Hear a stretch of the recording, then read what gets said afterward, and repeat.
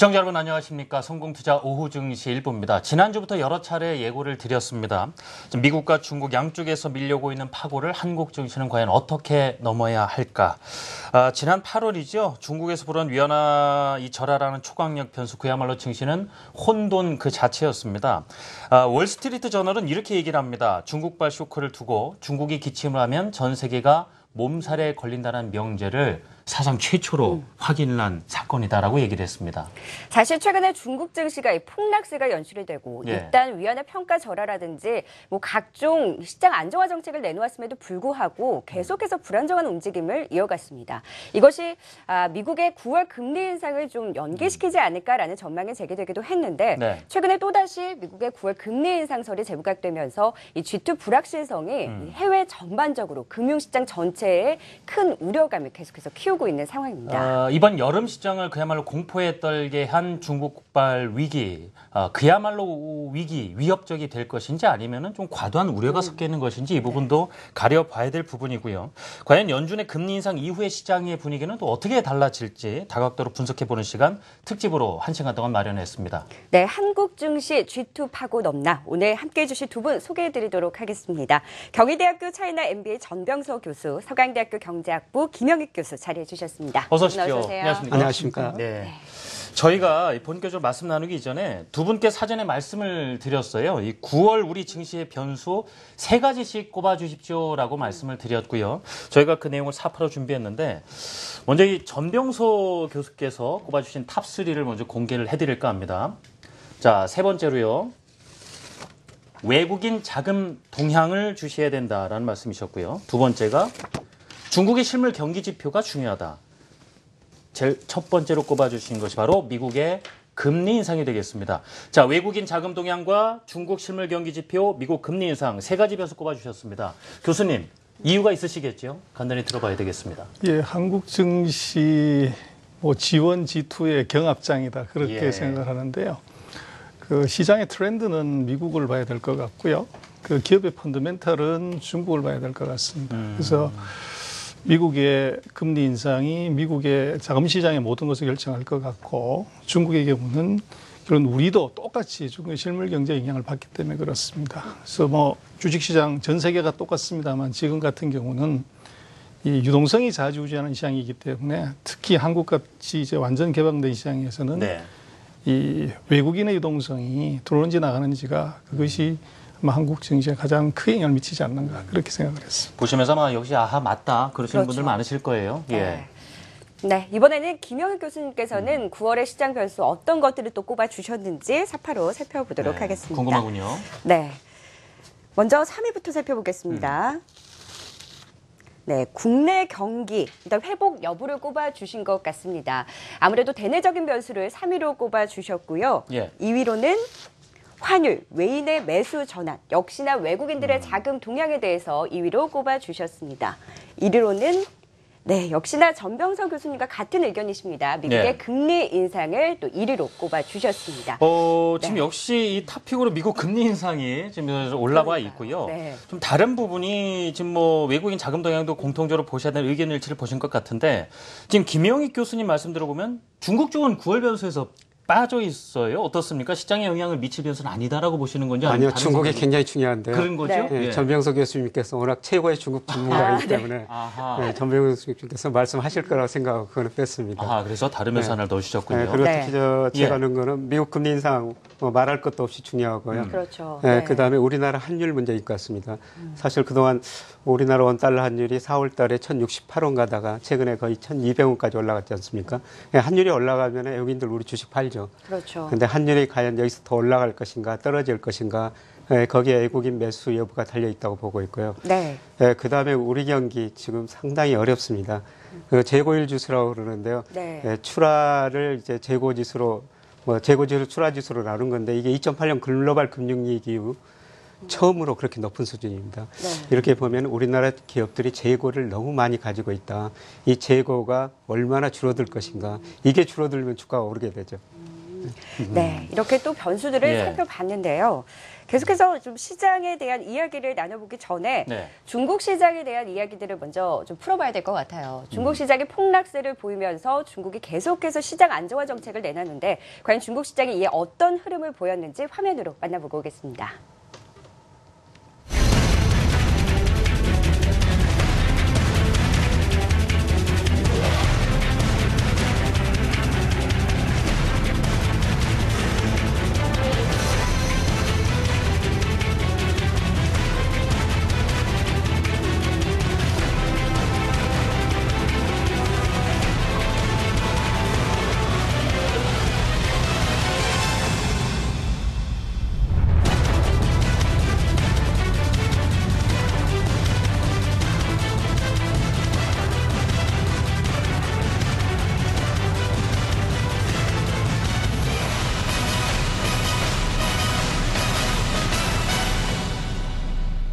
네, 중국에서 내놓은 정책에 따라서 상해 종합지수도 어떻게 움직였는가 네. 좀 한눈에 들여다봤고요.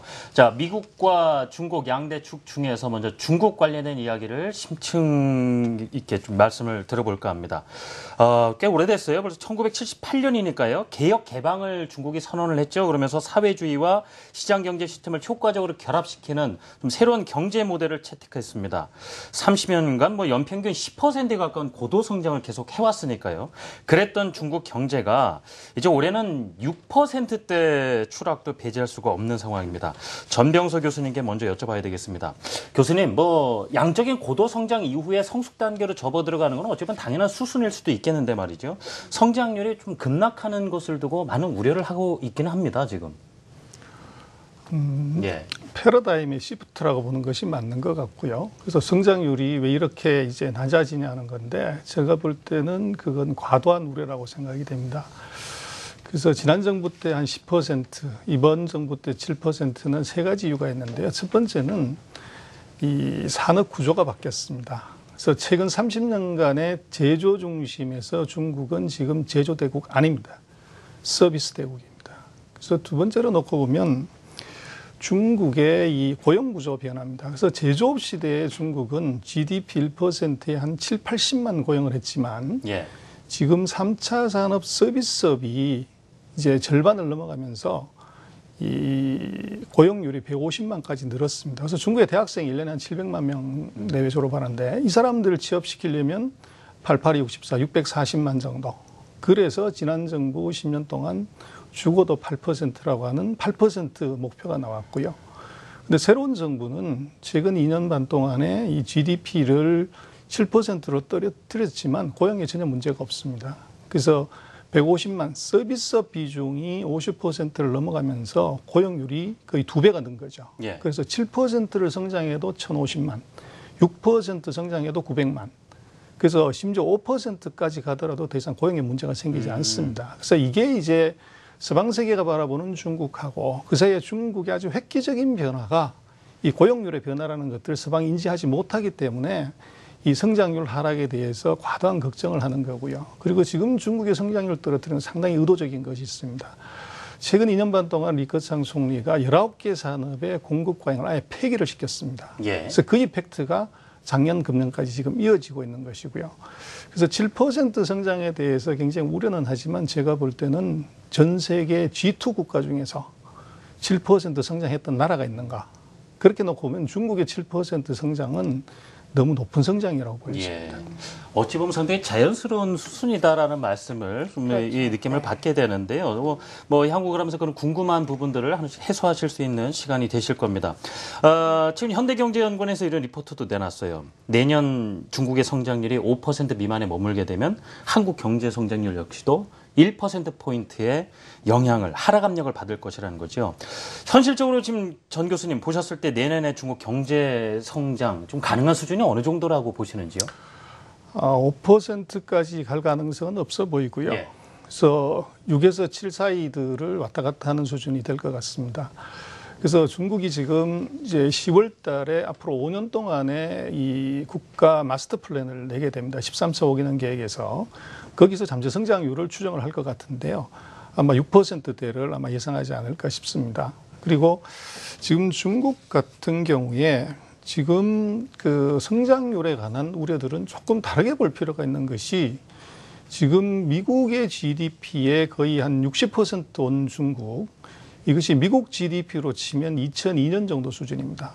그리고 전 세계 GDP에서 차지하는 비중이 한 지금 14%까지 올라왔는데 이것은 97년에 일본의 전 세계 GDP 점유율하고 비슷한데요. 2002년에 미국이 3% 성장을 했고 97년에 일본이 2% 겨우 성장을 했습니다. 지금 중국과 같은 사이즈였던 선진국에 간 길에서 2%, 3%에서도 아무 문제가 없었는데 중국이 7%, 6% 성장을 하는데 문제가 있다. 과연 이렇게 볼 수가 있는가? 제가 볼 땐 그것은 항공모함이 고속철도 스피드로 달리는 것이지 그것이 절대 숫자를 가지고서 놓고 보는 것은 넌센스다. 그렇게 보십니다. 네. 아직도 이만큼 잘하고 있는데 이거 부족하다고 하는 것 자체가 이상한 것 아니냐는 말씀이에요. 예. 일단은 7% 성장률을 달성하지 못해도 그것은 과도한 우려다라는 말씀까지 좀 들어봤습니다. 이번에는 김영익 교수님께 좀 여쭙고 싶습니다. 중국의 가장 큰 축이었던 제조업이 일단은 어제였죠. 제조업 지표가 부진하게 나타나면서 금융시장 전반적으로 크게 흔들리지 않았습니까? 이 제조업이 그동안 과잉 생산으로 인해서 좀 결국에는 이것이 악재로 되돌아오는 그 경기 침체로 결국 불러일으키는 요인으로 작용을 했는데 과연 이 과잉 생산이라는 것이 단기간에 좀 해결될 수 있는지 여부인 건지 아니면은 제조업 지표 계속해서 부진하게 나오면서 우려가 커져가고 있는데 이 제조업 부진이 언제까지 좀 이어질 수 있을지가 좀 궁금합니다. 어떤 의견 갖고 계시나요? 네, 중국 서비스업 지표는 좋은데요. 제조업 지표는 별로 안 좋죠. 네. 근데 제조업 지표는 중국뿐만 아니라 전 세계가 안 좋습니다. 왜 그러냐면은 전 세계가 제조업이 공급 과잉이거든요. 제가 우리나라 제조업 재고율 지수가 높다고 말씀드렸습니다만 이건 우리나라뿐만 아니라 미국도 그렇고 중국도 그렇습니다. 그런데 중국에서 한정해서 말씀드리면요. 중국 경제 7% 매우 높은 성장이죠. 네. 세계에서 이렇게 높은 성장하는 나라가 지금 거의 없습니다. 세계 평균 경제 성장률이 지금 3%대 아닙니까? 그런데 이제 제가 생각하는 중국 경제 문제는 그동안 10% 성장하다가 7%대로 성장률이 둔환되는 과정에서 나타나는 문제가 뭐냐면은 10% 성장할 때 기업들이 생산 능력을 투자를 많이 해서 굉장히 많이 키워놨다는 것이죠. 그런데 그게 7% 성장하면은 그만큼 수요가 부족하다는 겁니다. 그렇죠. 그래서 우리가 GDP 그러면 국내 총생산이라고 그것 가지고 경제 성장을 따지는데요.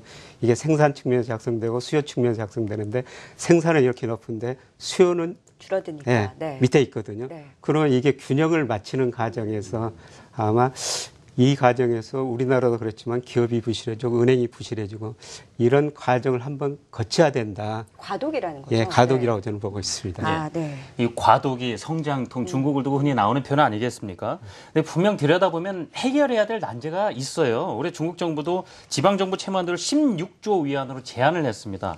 역시 지방정부 부채 문제하면은 중국 경제 뇌관 아니겠습니까? 김영익 교수님은 어느 정도 심각한 수준이라고 보고 계십니까? 글쎄요, 아직 중국 재정 상태는 뭐 선진국에 비해서 상당히 양호한 상태죠. 그래서 지금 지방정부 재정이 많이 늘어나니까 지금 통제를 하려고 그러는 것 같은데요. 그래서 뭐 16조 원 한도를 정해놨는데 뭐 최근 통계 보니까 작년 말이 15조 4천억 원이었다는 거예요. 네. 그러면 한 6천억 이안 이 정도 이제 쓸 수 있는 돈들이 남아 있는데요. 미리서 통제하는 것 같습니다. 그러나 저는 중국 정부보다는 기업이나 은행 부실 문제를 따져야 될 거라고 생각하고 있습니다. 그래서 고성장 때 투자를 많이 했는데 수요가 부족하니까 아마 기업들이 물건 덜 팔리면 가동률이 떨어지고 기업이 부실해지고 거기다 돈을 빌려주는 은행이 부실해집니다. 재고도 많이 쌓였을 것이고요. 그게 이제 뭐 중국 경제는 우리나라 규모가 어느 게 다르기 때문에 우리하고 비교할 수는 없습니다만 우리 경제 뭐 1980년대 10% 성장했습니다. 그리고 90년대 들어가지고 우리 경제도 7% 성장률이 떨어졌는데요. 그런데 이런 8% 10% 성장할 때 우리 기업들이 미래를 굉장히 낙관적으로 보고 투자를 많이 해놨거든요.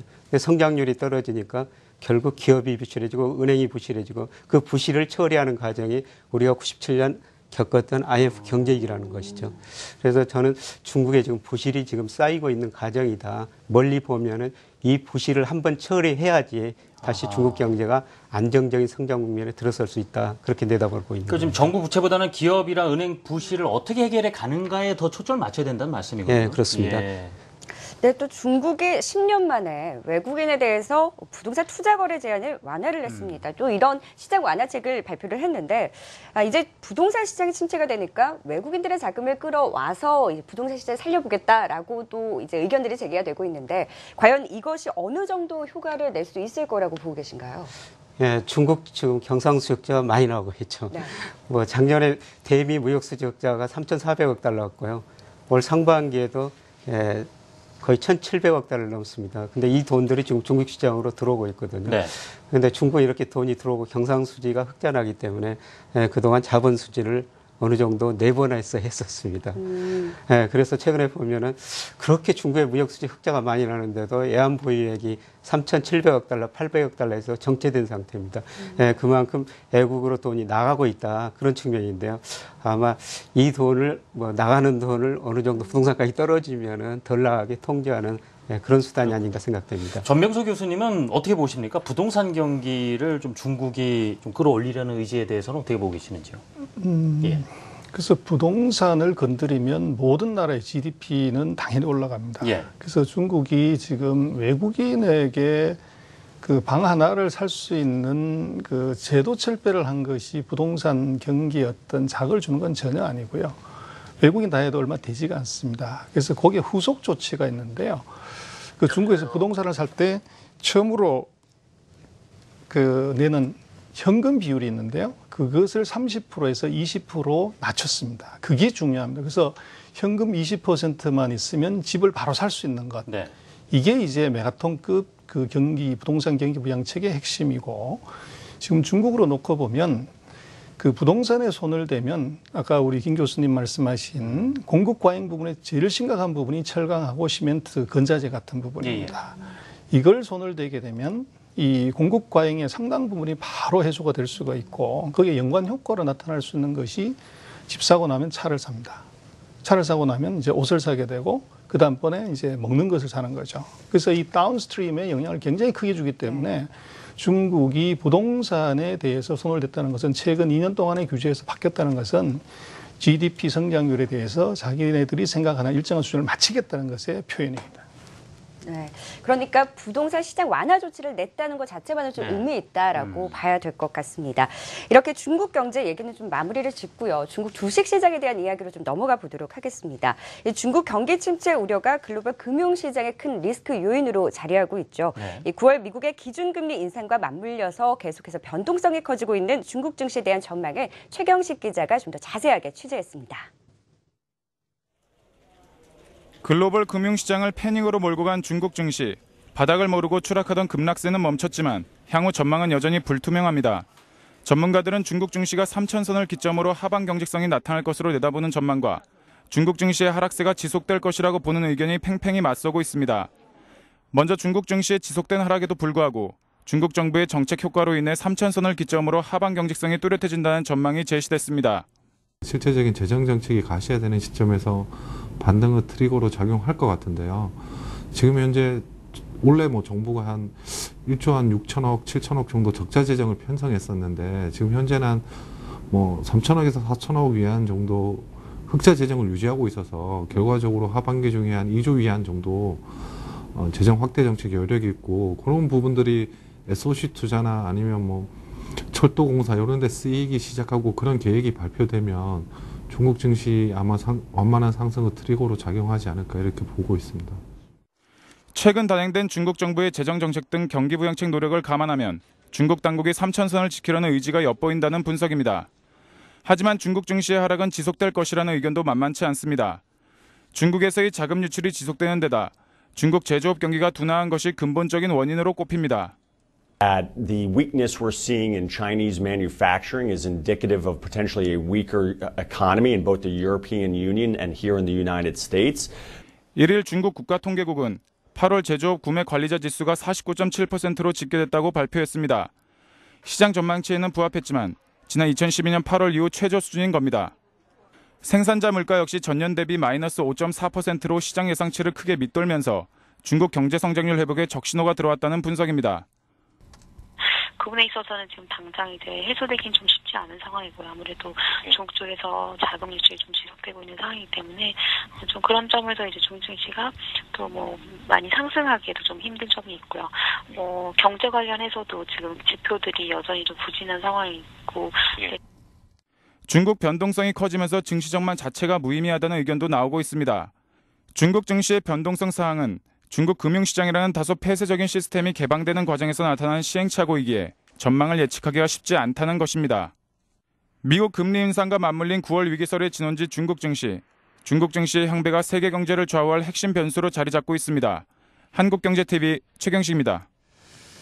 네, 오죽 증시가 좀 혼탁한 국면에 접어들었으면 뭐 전망 자체가 무의미하다는 얘기까지 나왔겠습니까? 그건 아시겠지만 여러 가지 정책들, 부양 정책이 나왔었고요. 그때마다 증시가 다 화답을 보인 건 아니었습니다. 금리라든가 지준율 인하 카드를 내놓고 나서 좀 하락세 멈추긴 했습니다만은 그 이외에도 불안한 모습을 보였고 오늘 오전장에도 크게 하락했다가 다행히 뭐 상승 반전하면서 오전장은 마친 상태인데 중국 증시 보면서 이 뭐 관제 증시 한계가 그대로 드러났다. 그만큼 불신이 많이 커져 있습니다. 네, 그러니까요. 예. 한 달 보름 동안 무려 4천억 달러, 그러니까 우리 돈으로 약 480조를 쏟아붓는 계속해서 연인 경기 부양책을 냈음에도 불구하고 중국 증시는 계속해서 불안한 움직임을 보였습니다. 김영익 교수님께 좀 여쭤보고 싶은데요. 이 중국 증시의 급락, 어디에 이 본질적인 이유가 있다고 보시나요? 본질적인 이유는 앞으로 기업은행이 부실해질 것이다. 이걸 증권시장이 좀 반영한 것 같고요. 네. 그렇더라도 이게 급변동은 너무 심하거든요. 그거는 소위 주식시장에서 공급 곡선이 굉장히 비탄력적이다. 그러니까 공급 곡선이 비탄력적이면 수요 변화에 따라 가지고 모든 가격 변동이 심하게 나타나고 있습니다. 그리고 중국 시장은 아직 크게 그렇게 발전되지 않았기 때문에 아마 개인 투자가 주식시장을 대부분 차지하고 있는 것 같습니다. 그런데 개인 투자자들은 한쪽으로 쏠리는 현상이 강하거든요. 그래서 오를 때 같이 사고 또 떨어질 때 같이 팔고 그러다 보니까 중국 주가 변동이 아주 심한 것 같습니다. 투매가 또 투매를 부르게 되는 양상이 나타나는 것 같습니다. 신용도 워낙 과했고요. 앞서 언급해 주셨던 기업과 은행의 부실 우려가 이미 선반영된 것이다라고 말씀을 분명히 주시는군요. 지금 증시는 중국 정부가 방향을 주도하고 말씀하신 개인 투자자가 좀 휩쓸리는 미성숙한 시장이다. 이런 평을 내놓고 있는 분들도 많이 있거든요. 지금의 거품 붕괴로 뭐 장기 침체 국면으로 접어드니 아니면은 일시적인 부작용으로 인한 뭐 혼란이고 이제 반등을 할 것이냐. 이 부분은 어떻게 보시는지요? 저는 앞으로 중국 증시가 일정 범위 내에서 계속 박스권이라고 보고 있습니다. 예를 들어 가지고 우리나라 제가 계속 중국하고 규모가 다릅니다만 우리나라 80년대 10% 성장했고 코스피가 7.5배 올랐습니다. 그리고 성장이 한 단계 둔화되면서 이제 기업 은행이 부실해지면서 우리 주가 거의 7년간 500에서 1000까지 계속 박스권에 움직였거든요. 저는 중국이 지금 그 단계가 아닌가 그렇게 생각합니다. 그렇군요. 그래서 지금은 추세적으로 상승 국면도 아니고 추세적인 하락 국면도 아니고 일정 범위 내에서 계속 왔다 갔다 하는 국면이다. 근데 단지 우리보다는 변동성이 좀 훨씬 크다. 예를 들어서 얼마 전에 중국 증시 큰 흐름 보면 상하이 종합지수가 2007년에 6,100 근처까지 올라갔거든요. 그게 1,800까지 떨어졌다가 또 지난 6월에 5,100까지 떨어졌다가 지금 3,000 안팎, 2,000 이 정도 중반에서 움직이고 있습니다만은 이런 거 박스권이 조금 더 낮아지는 수준에서 계속 변동성을 보이다가 중국이 구조조정을 한번 거치고 안정성장을 거쳤을 때 저는 중국 주가가 장기적으로 상승하는 이런 국면이 남아있다고는 보는데요. 아마 내년까지는 저는 박스권이 아닐까 그렇게 생각합니다. 숙제 해결을 해야 된다는 말씀이죠. 예, 그렇습니다. 네, 그럼 전 교수님은 어떤 의견인지 좀 궁금합니다. 일단 김영익 교수님은 박스권 장세가 계속해서 이어질 것이다 라는 말씀을 해주셨는데 과연 장기 침체에서 벗어나지 못할 것인지 아니면은 이 부작용들이 좀 해소가 되면 반등이 가능할 것인지 어느 쪽에 좀 무게를 두고 계신가요? 반등의 가능성이 대단히 높다고 봅니다. 대단히 높다. 그래서 왜 그렇게 보냐고 그러면 이번 중국 증시의 하락을 세계 금융 위기의 시발로 보거나 중국 내부의 심각한 이제 경제 위기로 보는 그것은 조금 과장이라고 생각을 합니다. 왜 그러냐고 그러면 모든 금융 위기 이 패턴은 이 기업의 연쇄 부도 그리고 은행의 부실 그로 인한 금리 폭등, 환율 급락 그리고 주가 폭락으로 이어집니다. 네. 그런데 이번 주가 하락은 저것은 여러 가지 이유를 볼 수 있지만 근본적인 그 문제는 펀더멘탈 이슈가 아닙니다. 금리나 환율의 변동이 없고 그리고 기업들이 단 하나도 대기업이 부도난 게 없습니다. 그리고 금융기관이 단 하나도 부도난 게 없습니다.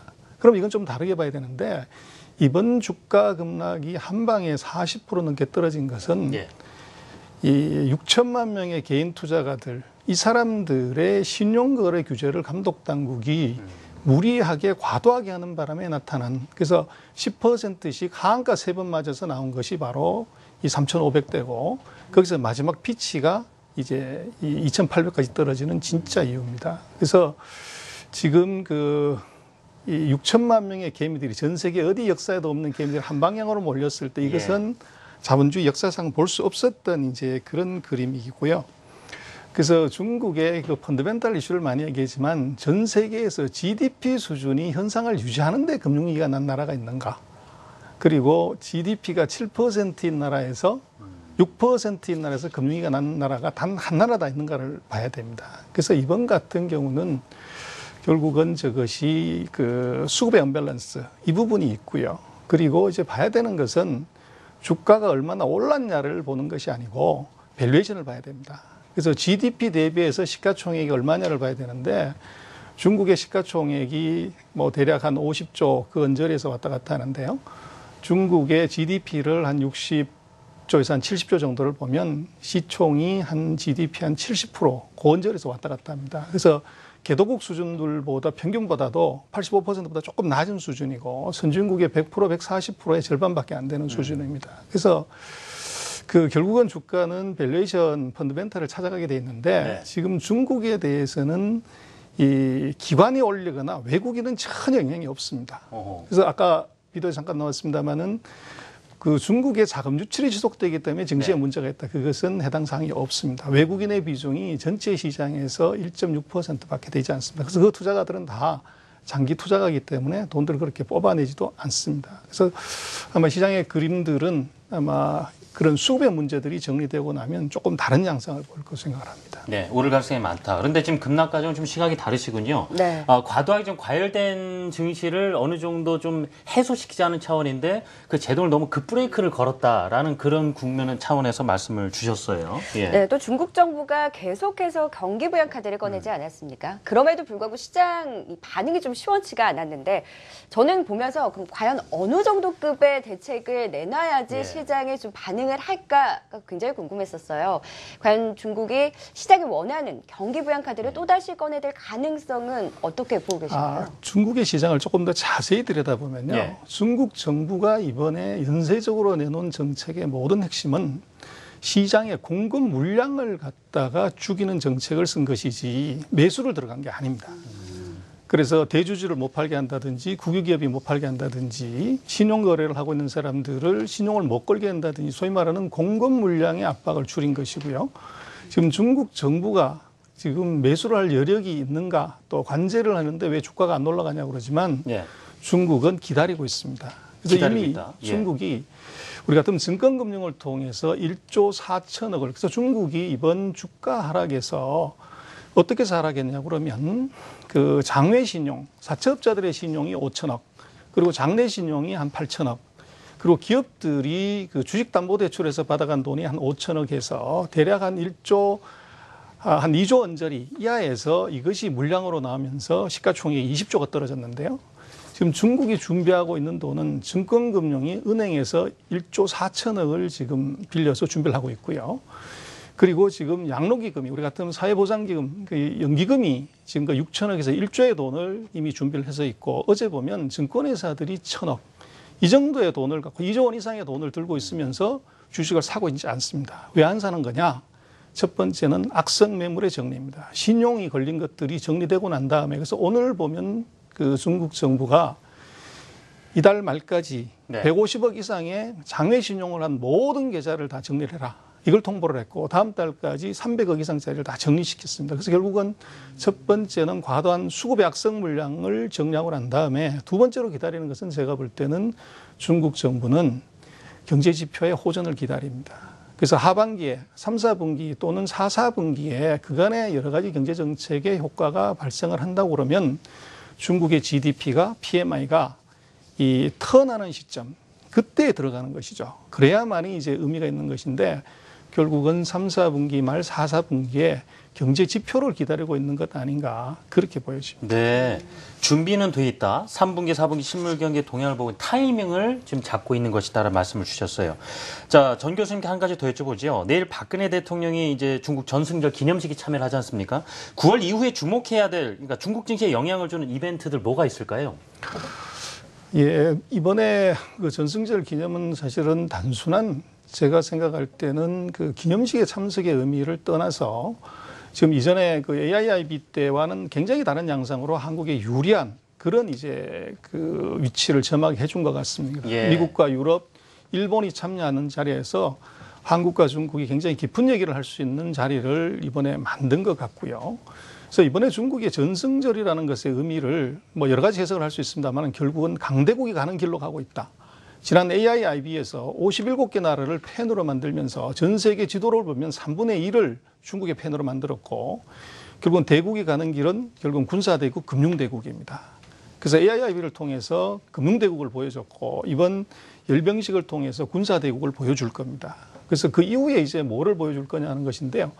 중국이 지금 9월 달 이후에 하고자 하는 것이 이번에 지준과 금리를 내리는데 아주 정교하게 내렸습니다. 예. 금리를 먼저 내리고 지준은 9월 6일 날 그 열병식이 끝난 다음에 지금 내리는 걸로 되어 있습니다. 만일의 사태를 대비해서 이 주가가 급락하거나 했을 때 이미 보험을 들어놓은 것이죠. 그리고 더 이제 드라마틱한 것 하나는 중국의 예금이 133조나 되는데요. 여기서 75%만큼만 대출에 쓰고 나머지 25%만큼은 한국은행에 보관을 했습니다. 그런데 10월 1일자로 이 예대 비율을 폐지를 해버립니다. 예. 그렇게 되면 중국에서 10% 정도만 예대 비율이 높아지면 이 대출이 13조 원이 더 늘어나게 됩니다. 그렇게 되면은 이것은 GDP의 거의 4분의 1, 중국 시가총액의 거의 4분의 1, 5분의 1 정도 되는 큰 금액이 시장에 풀리게 되는 것이죠. 그래서 중국이 지금 증시를 올리거나 경기를 부양할 수 있는 수단은 서방이 알고 있는 것과는 차원이 다르게 이 무진장 갖고 있으면서 그것을 쓰는 것을 한꺼번에 쓰지 않고 있는 거죠. 그래서 지금 지준이나 그리고 예대 비율의 그 폐지 여기에 따른 이 중국의 은행 산업, 은행 정책의 변화가 뭔가 이것이 아마 중국의 금융시장에 굉장히 좀 다른 그 시각을 줄 수 있을 걸로 보여집니다. 네, 기존에 뭐 시장에 나왔던 뉴스들 말고도 다른 여러 가지 의견들을 좀 접할 수 있는 시간이어서 말이죠. 자, 두 분과 중국 증시에 대한 이야기 나눠봤는데요. 이제 다른 분들 의견은 어떤지도 궁금합니다. 네, 증권사 센터장들은 중국 증시에 대한 변수와 증시 전망 어떻게 보고 있는지 김지민 캐스터가 정리했습니다. 네, 저희 한국경제TV에서 직접 주요 증권사 센터장 설문조사를 통해 알아본 하반기 상해종합지수 전망과 중국 증시 핵심 변수들 함께 살펴보시죠. 먼저 메리츠종금증권과 토러스투자증권에서는 구체적인 지수 밴드를 제시했는데요. 은성민 센터장은 2,800선과 3,800선 사이의 박스권 등락을 거듭할 것이라는 의견을 제시했고요. 최승용 센터장은 2,500선과 3,500선 사이에 머물 것이라는 의견을 제시했습니다. IBK의 이종우 센터장은 중국 증시의 변동성이 여전하기 때문에 구체적인 밴드를 예측하기는 어렵다는 의견을 제시했고요. 이베스트 투자증권의 윤지호 센터장은 현재 상해종합지수는 바닥권에 도달했다면서 위험이 과도하게 평가된 상황이라는 분석을 제시했습니다. 앞으로 중국 증시의 핵심 변수, 주요 증권사 센터장들은 어떻게 생각하고 있을까요? 은성민 센터장과 최승용 센터장 각각 3가지씩 의견 제시해줬습니다. 먼저 은성민 센터장은 중국 정부의 추가 부양책에 따른 경기 회복 여부와 국제유가의 상승 여부, 그리고 미국 금리 인상에 따른 신흥국 자금 유출 여부를 중국 증시의 핵심 변수로 평가했고요. 토러스투자증권의 최승용 센터장은 중국 실물 지표의 둔화세가 지속되는지의 여부, 위안화의 절하 여부, 그리고 외국인의 자금 이탈 가능성 여부를 중국 증시 핵심 변수로 평가했습니다. 이베스트 투자증권의 윤지호 센터장은 미국을 중국 증시의 핵심 변수로 평가했는데요. 미국의 금리 인상과 오는 10월 시진핑 주석의 미국 방문에 주목할 필요가 있다고 언급했습니다. IBK투자증권의 이종우 센터장은 중국 증시의 버블 붕괴가 여전히 진행 중이라면서 시장이 진정되기까지 시간이 필요하다는 분석을 내놨습니다. 네, 이상 중국 증시 핵심 변수까지 함께 살펴드렸습니다. 네, 센터장들의 의견까지 살펴봤습니다. 네. 과연 현재에서는 이 중국 증시 어떻게 보고 있는지, 또 중국 상해 현지 연결돼 있죠. 네, NH투자증권 상하이 사무소 엄준호 소장 나와 계시는지요? 안녕하십니까? 예, 안녕하십니까. 예. 엄준호입니다. 자, 상하이 지수가 지금 6월 10일이죠. 5,166포인트 고점에서 지금 3,000포인트 수준까지 떨어졌으니까 중국 개인 투자자들 절망이라는 것은 이루 말할 수가 없을 겁니다. 그 충격이 상당히 많았을 것 같은데 현재 분위기는 어떻게 느껴지셨는지요? 예, 아무래도 단기간에 너무 빠른 속도로 증시가 빠지다 보니까 당연히 아주 큰 충격이 있었습니다. 사실 상해 지수가 올해 초 3,000대에서 5,100대까지 급등하는 동안 중국 증권감독관리위원회에서는 여러 차례에 걸쳐서 시장 과열에 대한 주의를 주었었는데요.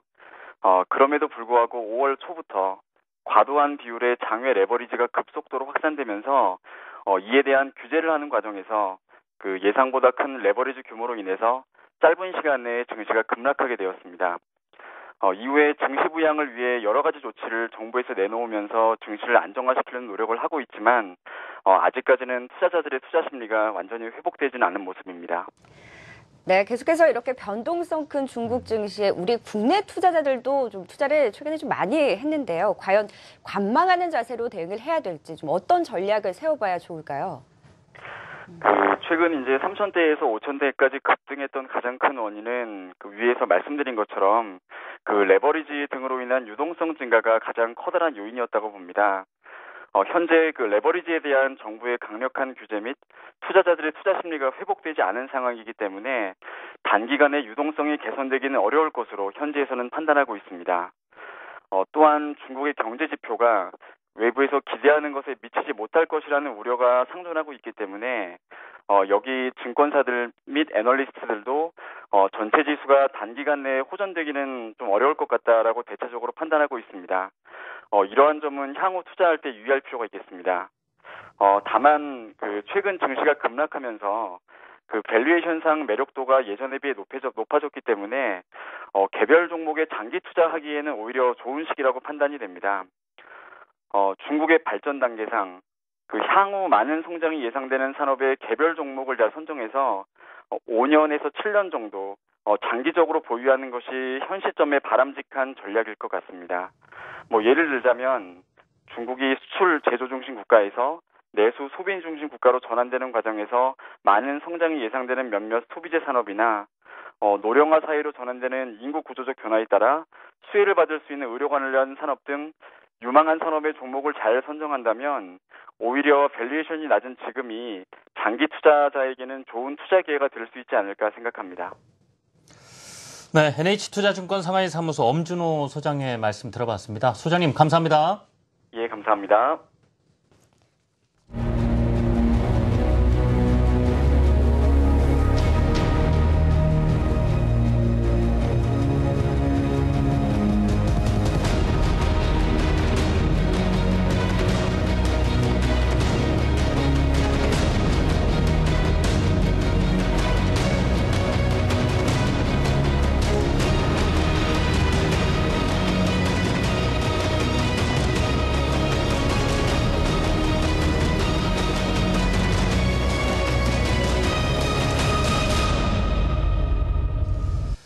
네, 이제는 미국 이슈로 들어가 보겠습니다. 역시 금리 인상 올리느냐 마느냐 그것이 문제로다. 이런 얘기까지 나와 있습니다. 네, 맞습니다. 자, 기자 리포트 먼저 듣고 하나 가봐야 되겠는데요. 네, 미국의 금리 인상 시점을 앞두고 해외 전문가들의 전망이 엇갈리고 있습니다. 금리 인상이 지연되더라도 오히려 이것이 불확실성이 부각이 돼서 시장 변동성이 커질 것이라는 지적도 제기가 되고 있는 상황인데요. 자세한 내용 정미영 기자가 취재했습니다. 최근 중국의 경기 둔화 우려와 증시 급락 등 중국발 금융시장 불안이 높아지면서 미국 금리 인상이 늦춰질 것이란데 무게가 실리고 있습니다. 해외 주요 투자은행 12곳 중 6곳이 12월 금리 인상을 예상했습니다. 하지만 9월 금리 인상 가능성도 여전히 높습니다. JP모건과 UBS, 도이치방크 등 5곳은 9월 금리 인상이 이뤄질 것으로 내다봤습니다. 특히 지난 주말 열릴 잭슨홀 미팅에서 피셔 미국 연방준비제도 부의장은 물가 상승률이 2%로 돌아갈 때까지 금리 인상을 기다릴 수 없다며 9월 인상 가능성을 재점화했습니다. 전문가들은 오는 4일 발표될 미국의 8월 실업률이 시장 전망치인 5.2% 수준으로 낮아질 경우 금리 인상 가능성은 더욱 증가할 것이란 관측입니다. I think the data this week is fairly key because we heard from 3 of the FOMC voting members last week, all of whom are a bit hawkish, who were saying, look, the starting of a rate tightening program is not necessarily off the table for September. 국내에서는 9월에 금리를 인상하는 것이 증시의 충격을 줄일 수 있다는 분석입니다. 금리 인상이 지연될 경우 시장이 안도하기보다는 불안 심리에 따라 변동성이 더욱 커질 수 있다는 지적입니다. 오히려 금리 인상 시점에 대한 혼란보다 인상 이후에 저금리 기조가 유지된다는 가정이 서면 오히려 국내 투자자 그리고 글로벌 투자자들은 위험 자산을 다시금 선호할 수가 있기 때문에 국내 증시는 회복하는 데 도움을 주지 않을까라는 생각. 전문가들은 금리 인상 여부보다는 금리 인상 이후에 미국 경제를 주의 깊게 살필 것을 조언했습니다. 금리 인상 자체가 그 폭이 별로 크지 않을 것이기 때문에 단기적으로는 무슨 큰 충격이나 그런 것은 없을 거라고 생각을 하는데, 그래서 미국 경제가 만약에 충격을 받게 되면 우리나라 수출, 그다음에 우리나라 금리 시장 다 같이 큰 영향을 미칠 거기 때문에 가장 핵심적인 것은 무엇이냐면 미국 경제가 금리 인상 후에 어떻게 변화할 것이냐. 그것. 한편 미국 금리 인상의 향방이 결정될 9월 연방공개시장위원회는 오늘 16일과 17일 열릴 예정입니다. 한국경제TV 정명입니다. 네, 한국 증시 G2 파고 넘나 이 전병서 경희대학교 차이나 MBA 교수와 서강대학교 경제학부 김영익 교수와 함께 말씀 나누고 있습니다. 자, 이번엔 미국 쪽으로 이야기 나눠보겠다고 드렸죠. 먼저 전병서 교수님께 단도직입적으로 여쭤야 되겠습니다. 9월 금리 인상 어떻게 보십니까?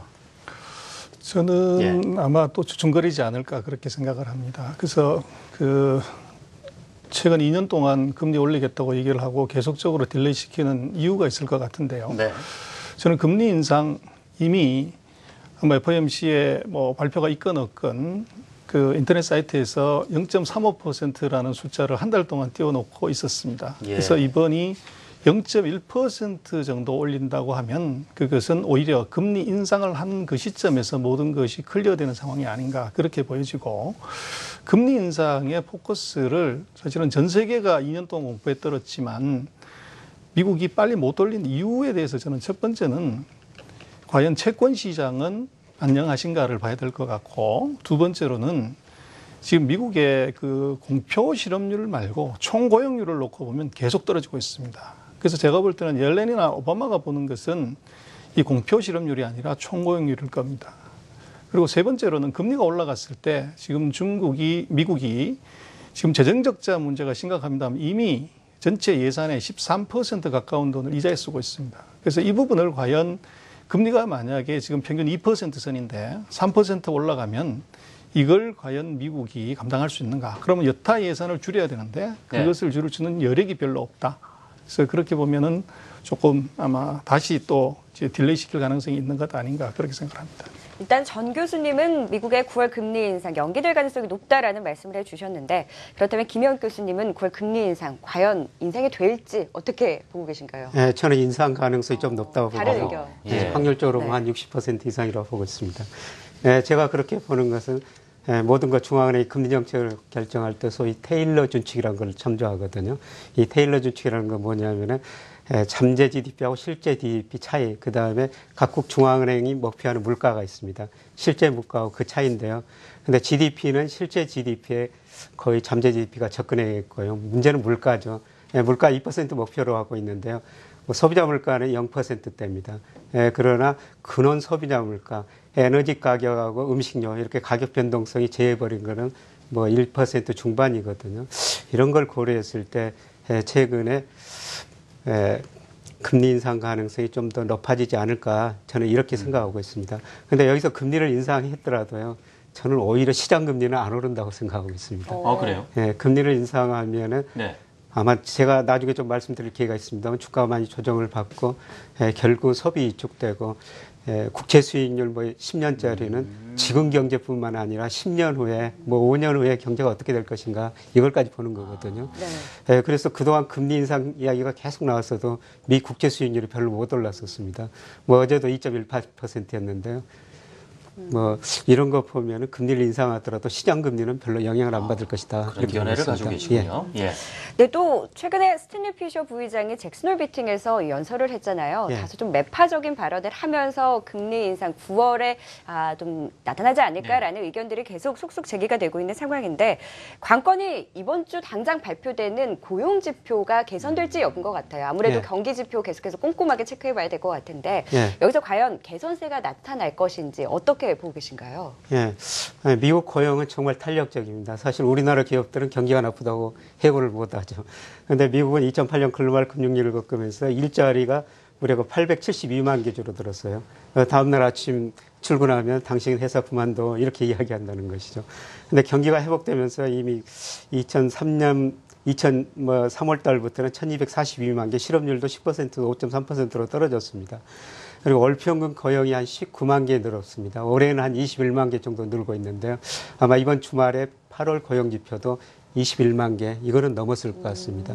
그런데 이런 고용 지표 보면은 사실 진즉 금리를 인상했어야 되는데요. 문제는 이렇게 고용은 개선됐어도 고용률은 많이 떨어졌거든요. 네. 지금 미국의 고용률은 일기 전에 66% 했는데 거의 60%로 떨어져가지고 올라가지 않고 있어요. 그리고 더욱 중요한 것은 시간당 임금 상승률이라는 겁니다. 고용이 이렇게 증가하면 임금이 올라야 되죠. 그래서 임금이 안 오르거든요.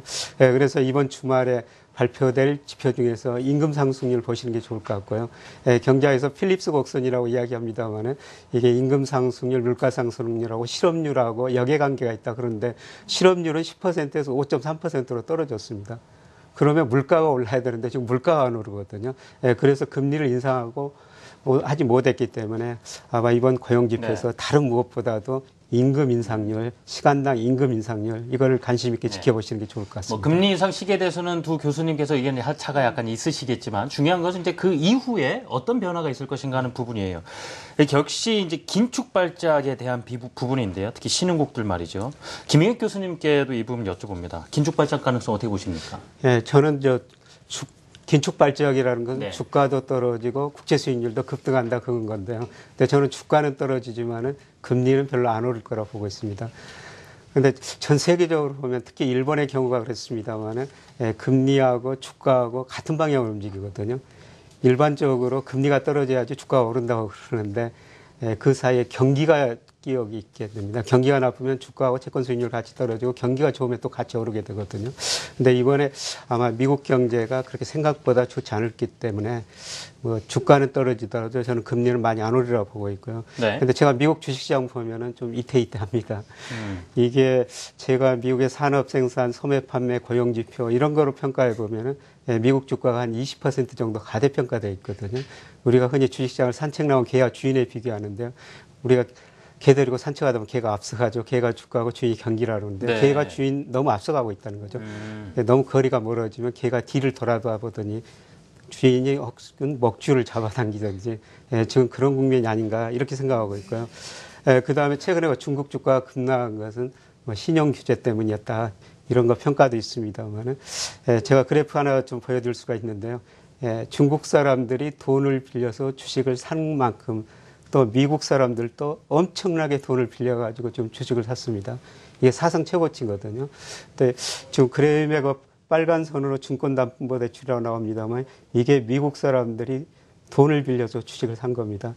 과거 이거 정점하고 주가 정점하고 거의 비슷했는데요. 주가가 떨어지면 어떻습니까? 이게 또 주식 팔아가지고 갚아야 되죠. 그래서 제가 보기에는 조금 위험한 수준에 있지 않을까 이렇게 생각합니다. 그렇군요. 지금 금리, 시장금리 상승 없을 것이기 때문에 그러면 긴축 발전 가능성에 대해서는 그래도 크게 우려하지는 않아도 된다라는 쪽이신가요? 채권 수익률이라는 것은 현재의 경기뿐만 아니라 미래의 경기까지 반영하거든요. 알겠습니다. 자, 그렇다면 전병서 교수님은 어떻게 생각하실까요? 금리 인상 이후에 좀 한국은 좀 안전할 수 있을 것인가? 어떤 시각 가지고 계십니까? 금리 인상의 폭이 중요할 것 같습니다. 그래서 몇 퍼센트를 하는 거냐가 중요할 것 같고요. 예를 들어서 이제 낮은 수준이다. 통상의 그 예측치보다 낮다 그러면 사실은 돈 빠져나간 것들은 이미 반영이 됐다고 봐야 되겠죠. 그래서 오히려 이제 예를 들면 최근에 FOMC의 그 여러 가지 어떻게 보면 위협적인 발언이 있기는 하지만 그것이 기대보다 낮은 이제 인상이라고 하면은 그것은 아마 오히려 그 금리 인상을 발표하는 순간에 미국으로 해결했던 돈들이 다시 에머징 마켓으로 돌아가는 현상도 예상할 수가 있을 것 같습니다. 그래서 핵심은 인상의 폭을 얼마나 할 것이냐인데 조금 전에 그 김혜희 교수님 얘기하셨지만 그 폭이 크지 않다고 하면 그것은 소문난 잔치에 먹을 것이 별로 없다.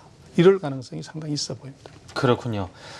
그러면 두 분께 이쯤에서 여쭤보고 싶은 것이 있습니다. 이번 연준의 9월 FOMC 회의 이후에 확실히 불확실성이라는 것이 좀 시장에서 걷어질까라는 부분인데요. 교수님 어떻게 보시는지요, 정 교수님? 예.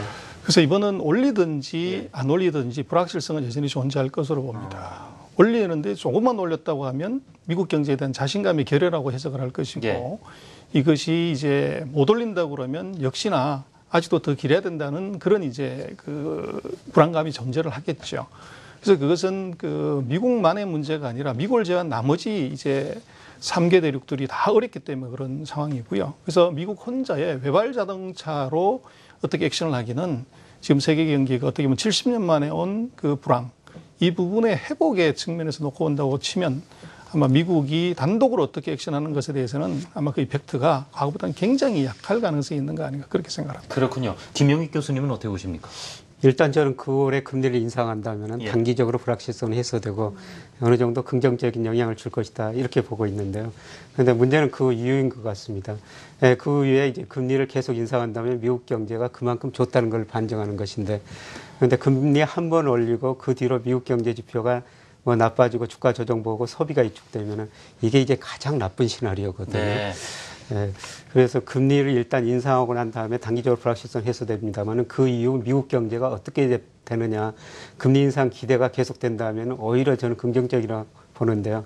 근데 미국 경제 지표가 좀 나빠지면서 금리 인상을 더 이상 못한다, 또 4차 양적 완화를 해야 된다, 이런 이야기가 나오면은 최악의 상황으로 갈 수가 있는 것이죠. 예, 그렇군요.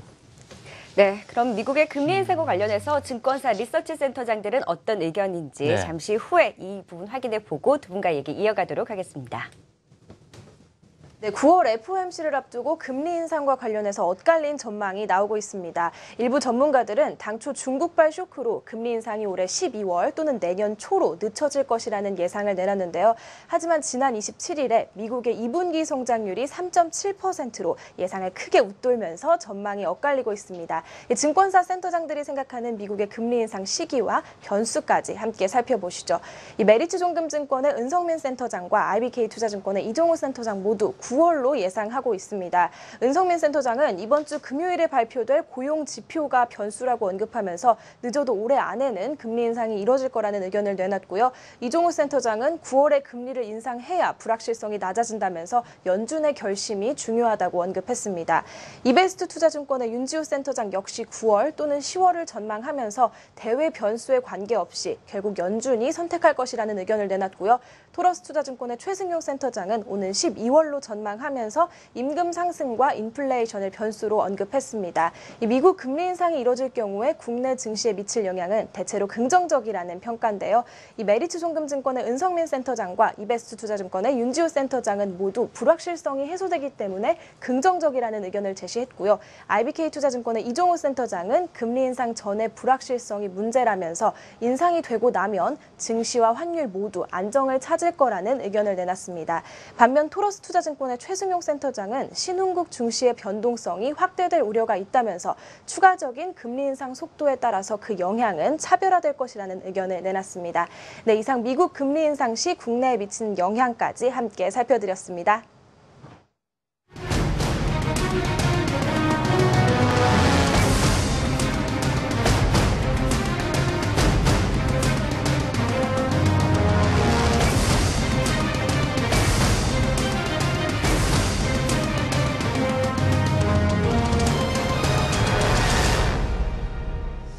네, 우리 교수님 두 분께 미국과 중국 이슈에 대해서 좀 여러 가지 시각들 도움이 될 만한 내용들 많이 들어봤습니다. 끝으로 저희가 이렇게 이 시간을 할애해서 특집으로 보내드린 이유도 역시 우리 개인 투자자분들 이런 상황에서 어떻게 그럼 전략을 만들어가야 될 것인가 하는 부분이겠죠.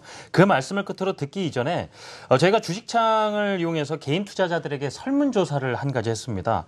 주식 투자가 힘든 이유 뭐라고 생각하시는지를 여쭤봤는데 어떤 대답이 나왔을까요? 안수영 캐스터가 정리했습니다. 네, 글로벌 경기 침체와 내수 시장 불안 등 여러 악재가 겹치면서 주식 투자에 어려움을 느끼시는 분들 많으실 텐데요. 구체적으로 어떤 요소들이 투자를 힘들게 하는지 살펴보기 위해서 저희 한국경제TV에서 설문조사를 실시했습니다. 한국경제TV 주식창 어플리케이션을 통해서 주식 투자가 힘든 이유를 질문했는데요. 총 315명이 참여하셨습니다. 4위부터 확인하시면 3%의 응답자가 투자 활성화 정책 부재를 선택했습니다. 중국을 비롯한 아시아 신흥국들과는 다르게 개인 투자자들이 적극적으로 투자할 수 있는 정책이 다소 부족하다는 것이 그 이유였습니다. 3위는 기업 실적 악화였습니다. 최근 내수 시장의 불안과 수출이 둔화되면서 상반기 실적이 저조한 기업들이 많았는데요. 이 때문에 선두 투자할 기업을 찾지 못한다는 응답이었습니다. 2위는 투자 정보 부족이었습니다. 개인 투자자들의 정보력으로는 투자를 통한 수익이 쉽지 않다는 것인데요. 응답자의 28%가 왜곡된 정보를 걸러내고 또 수익을 얻을 수 있는 정확한 정보를 알 수 없다는 점을 어려움으로 꼽았습니다. 마지막 가장 많은 응답자들이 선택한 이유는 글로벌 불확실성이었습니다. 최근 미국 금리 인상 이슈와 중국발 경제 위기로 글로벌 경기 불안감이 커지고 있는데요. 이 때문에 투자에 나서기 힘들다는 응답이 60%로 가장 많았습니다. 이상 설문조사 결과 확인까지 함께 하셨습니다. 네, 이제 중국 투자 리스크 관리에 나서는 투자자분들도 있으실 테고요. 많이 떨어졌으니까 이제 투자를 해봐야 되겠다라는 투자자분들은 분명히 있으실 겁니다. 전략, 가장 중요한 전략 여쭤봐야죠. 먼저 전병서 교수님께 여쭙니다. 교수님, 중국 전문가십니다. 중국 증시에 대한 우리 투자자들의 시각 어떻게 좀 조언을 주실지요? 네, 급락 전과 급락 후는 아마 투자 패턴이 극명하게 달라질 것 같습니다. 그래서 최근 8개월 동안은 따라가면서 뭐를 사도 먹던 그런 시장에서 이것이 이제는 골라먹는 시장으로 바뀔 것 같습니다. 그래서 세계 최고의 성장률을 자랑하는 나라, 7% 성장하는 나라에서 잘 나가는 산업은 GDP의 2배, 14%에서 21% 성장하는 산업은 분명히 있고요. 그 잘 나가는 산업에서 잘 나가는 기업은 그것의 2~3배, 그래서 28%에서 63%를 성장하는 기업은 중국에 있습니다. 그래서 이 종목들을 골라내는 눈이 아마 중국에서 최고의 리스크 관리이자 아마 스탁 피킹의 핵심이 될 것 같고, 그래서 한국에서 좀 안타까운 것은 중국의 그런 시장에 대해서 그 기업 분석을 하거나 산업 분석을 해서 투자를 하는 이제 이런 그 패턴이 보여지지 않는다는 것입니다. 그래서 한국의 금융기관들이 이 제대로 된 리서치를 갖추지 않고서 이제 종목을 이제 권유하기 때문에 상대적으로 아마 아까 자막에서 나왔습니다만은 아마 정보 부재에 시달리는 것이 아닌가 싶고, 그래서 앞으로 중국의 가능성에 대해서는 어느 누구도 부인할 수가 없는데 문제는 그 가능성을 골라낼 수 있는 눈, 결국은 기업 분석, 산업 분석을 누가 더 잘하냐가 중국에서 리스크 관리하면서 수익을 내는 아마 그런 비결이 될 것 아닌가 그렇게 생각을 합니다. 네, 이번에는 김영익 교수님께 이제 국내 시장으로 눈을 돌려서 좀 여쭤보고 싶습니다. 계속해서 변동성 큰 장세가 펼쳐지고 있는데 과연 개인 투자자들 이런 장세에서 좀 어떻게 대응해 보는 게 좋을까요? 제가 처음에 공급 과잉을 말씀드렸습니다만 공급 과잉이 해소되기 위해서는 수요가 증가하든지 공급이 축소돼야 되거든요. 근데 전 세계 가계가 부실해졌기 때문에 아마 수요가 증가해가지고 공급 과정이 해소되기는 힘들 것 같습니다. 그래서 저는 기업들이 앞으로 많이 구조조정을 거쳐야 된다. 산업은 존재하지만 그 산업 내에 존재하는 기업체 수는 계속 줄어들 것이다. 그러면은 살아남는 기업은 오히려 더 될 것이다. 이런 말씀을 드리고 싶은데요. 우리 주가 보면은 2011년 4월 달인가요? 2330까지 가고 그 고점을 돌파하지 못하고 있죠. 저는 앞으로도 박스권이라고 보고 있고요. 그다음에 이런 과정에서 살아남고 성장성 있는 기업들이 있거든요. 이런 기업들은 꾸준히 주가가 오를 것 같고요. 그다음에 우리나라 주가 정말 조정을 보이는 가운데 금리가 많이 낮아졌지 않습니까? 저는 배당 투자는 해야 된다고 생각하고 있습니다. 우리가 두 번의 위기를 겪으면서 기업소득은 증가하고 가계소득은 상대적으로 줄어들어가지고 정부도 기업소득을 가계소득으로 이전시키려고 그러는데요. 기업소득이 가계소득으로 이전시키는 가장 중요한 방법은 저는 배당을 통해서이라고 보고 있고요. 아마 배당 투자는 펀드를 통해 가지고 꾸준히 늘려가시는 게 좋을 것 같습니다. 중국 증시와 한국 증시에 대한 전략까지 말씀 여쭙습니다. 지금 국면은 과거 글로벌 금융위기 때 비교를 많이 합니다. 공포심만큼은 시장에 그만큼 비교해봐도 손색이 없을 정도지만 지금 두 분 말씀 들어보면 악재의 본질을 잘 따져보면 지금의 상황을 그렇게 나쁘게만 볼 필요는 없다라는 생각이 듭니다. 오늘 귀한 시간 내주셨는데요. 두 분 보내드려야 되겠습니다. 오늘 함께해 주신 경희대학교 차이나 MBA 전병서 교수, 석강대학교 경제학부 김영익 교수와 함께했습니다. 고맙습니다. 말씀 감사합니다. 고맙습니다. 자, 성공투자 오후 증시 일부 특집 방송과 함께 하셨습니다. 잠시 전하는 말씀 듣고 하세요. 우리 시장 이야기 또 나눠봐야 되겠죠? 2부에서 이어가겠습니다.